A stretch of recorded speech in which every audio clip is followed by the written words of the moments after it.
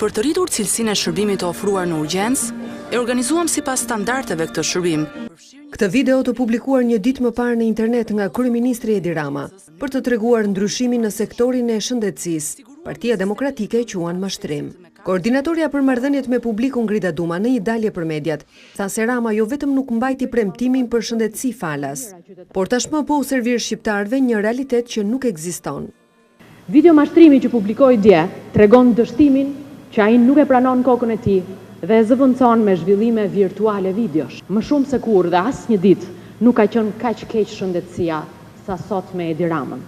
Këtë e konfirmon vetë kryeministri, i cili kur duhet domosdoshmërisht të shkel në ndonjë spital vetë apo me familjarët e tij, ai nuk zgjedh as pak spitalin publik të rilindur.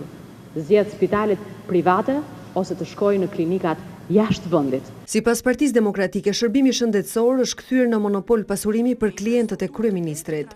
Kjo klik që ka mashtruar me shëndetësinë falas, i shes spitalet dhe shëndetësinë vetëm si një sipërmarrje të madhe pasurimi dhe monopoli.